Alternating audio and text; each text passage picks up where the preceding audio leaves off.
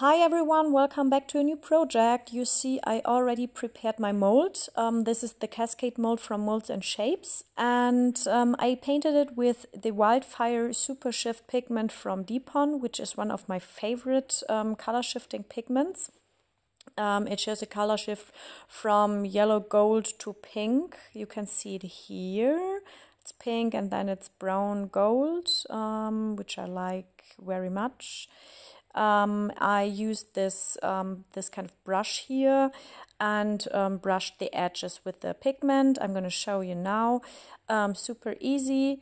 Take a little bit of your pigment with your brush and then paint the edges.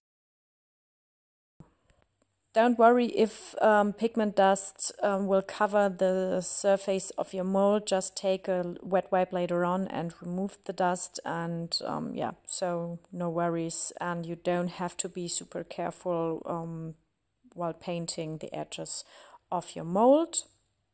And I'm going to speed up this process a little bit because it's not so interesting to see me painting the edges here.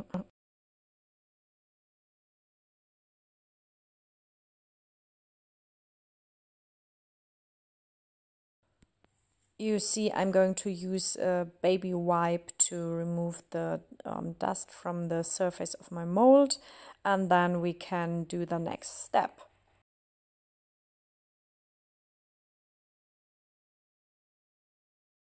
So everything is prepared for the next step, and I'm going to jump a little bit forward in my process. Some of you asked if I could use stamps again. I used stamps for the Christmas collaboration last year, silicone stamps, you can see it here. And so I'm going to show you how to use these silicone stamps for your resin projects. Super easy. Bring a stamp of your choice to a hard surface. In my case here it is a little box with magnets inside, so it's very heavy. And then paint your stamp with a pigment of your choice. In my case here the Wildfire pigment from Dipon. And some pigments work better than others. Pigments with a lot of glitter inside or large glitter particles don't work as good as the very fine pearly pigments. So you see here the Colorshift pigment. This is on the surface of the stamp, and then be careful while bringing the stamp to the surface of your mold. You need a little bit of pressure because I saw that this is very helpful bringing the pigment to the surface, and then quickly remove the stamp, and that's it. So you see, it's super easy. I'm not very happy with this result. I would like to have it more at the edges, so more to the left side here. If you don't like your result, take your wet wipe and remove the pigment, and then dry the surface and do it again. So a little bit more of the pigment here, and then a little bit of pressure, and that's it. And in a few seconds I'm going to jump again in my video, and I'm going to show you the final result. And then the next step is to pour the resin.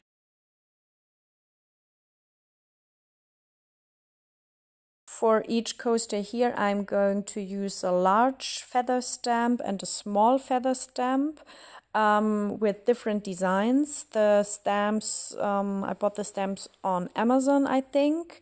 So they're not very expensive. You see, I placed the stamp onto a resin piece to bring the stamp to the surface of my mold, which works very well. And so the next step is I jump a little bit, and I'm going to show you here the final result with my stamps. See the color shift here very nicely. If it would be much better in quality here, but here you can see the nice color shift of the feathers Yeah, and let's hope this will give a nice result later on.